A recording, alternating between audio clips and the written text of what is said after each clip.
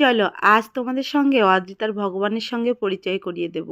আর তার আগে কাজগুলো কমপ্লিট করে নিই। দেখো আমি উঠান ঝাড়ু দিচ্ছিলাম রেডি হয়েই, কারণ যাবো এক জায়গায়, তো আসতে তো সন্ধ্যা লেগে যাবে, সেজন্য ভাবলাম উঠানটা পরিষ্কার করে রেখে তারপরে যাই। অদ্রিতা তো আমার যে কাজটাই দেখবে সেটাই করবে, সেজন্য ও করতে ব্যস্ত হয়ে পড়েছিল। এদিকে ওরা রেডি হয়ে চলে এসছে, আমার এইটুকু বাকি আছে, এই কাজটা কমপ্লিট করে তারপরে আমরা বেরোবো। আমার এই দুষ্টু মেয়ে আছে বলেই আমি এতটা আনন্দে থাকি। বেরোনোর আগে ঠাকুরদাদাকে একটু বলে গেল, আর বাকি কাজগুলো কমপ্লিটও আমি করে নিলাম। বাবাও এই টাইমটাই বিকালে বাজারে চলে যায় আর সন্ধ্যাবেলায় বাড়িতে আসে। ঠাকুরদাদার আর নাতনির এইরকম আদান প্রদান রেগুলার হতেই থাকে। এদিকে আমার বর সব সময় শুধু কাজের মধ্যেই থাকতে হয়।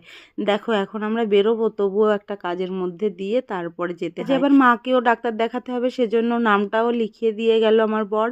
এসে তারপর মাকে ডাক্তার দেখানো হবে। শিক্ষণ এসে ওয়েট করতে পারবে না, সেজন্য বলে গেল আগে আগে নামটা লিখিয়ে দেওয়া হয় যেন।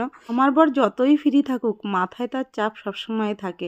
এই যে সন্তান, স্ত্রী, মা, বাবা, বাড়ির প্রত্যেকের প্রতি একটা মানুষের এত খেয়াল, আমি সত্যি দেখি আর অবাক হয়ে যাই। কপাল করে একজন বর পেয়েছি যে সবার খেয়াল করে। যেতে যেতে তো আমার পাকা বুড়ির এত কথা শুনতে শুনতে আমরা দুজনে আনন্দ করতে করতে যাচ্ছিলাম। আর বলছিলাম, অদ্রিতা তুমি না থাকলে আমরা সত্যি একটু আনন্দ করতে পারি না। মাঝে মাঝে অদ্রিতার মুডও অফ হয়ে যাচ্ছিল, দেখো এখন মুড অফ হয়ে গেছে। চলো প্রথমে যখন বলেছিলাম যে অদ্রিতার ভগবানের সঙ্গে দেখা করিয়ে দেব, তো সেই কথায় আসি। চলে এসেছি এরুলি বাজারে। এরুলি বাজারে অদ্রিতার ডাক্তারের বাড়ি। 2 বছর থেকে অদ্রিতাকে দেখাই।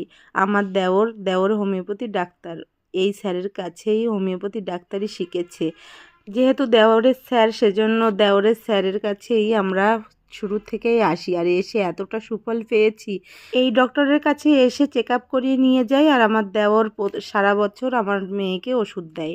বাড়ির প্রত্যেকে তো আমরা এখন আমার দেওরের কাছ থেকে ওষুধ খাই, এখন আর এলোপ্যাথি ওষুধ খেতেই ইচ্ছা করে না। আমার মেজো দেওর বলছিল, বৌদি যখন গেছো ওখানে তুমিও দেখিয়ে নিয়ে আসো একটু। তো আমিও দেখিয়েছিলাম আমার কিছু কিছু প্রবলেমের জন্য, আর অদ্রিতাকেও দেখিয়ে নিলাম একবারে। চলো এবার ভগবান কেন বললাম, এই মানুষটার জন্য আমি এখন নিশ্চিন্তে ভালোভাবে দিন কাটাতে পারছি। একটা সময় আমার মাসের পর মাস কলকাতায় ছুটতে হতো অদ্রিতাকে নিয়ে, আর চোখের জল প্রতিনিয়ত আমার ফেলতে হতো। অদ্রিতার একটা ছোট্ট করে প্রবলেম হয়ে গেছিলো 2 বছরের সময়। তখন থেকে আমরা দিনের পর দিনেই কলকাতায় ছুটতাম, বড় বড় ডাক্তার দেখাতাম। এই ডাক্তারের জন্য এখন আমরা অনেকটা ভালো আছি।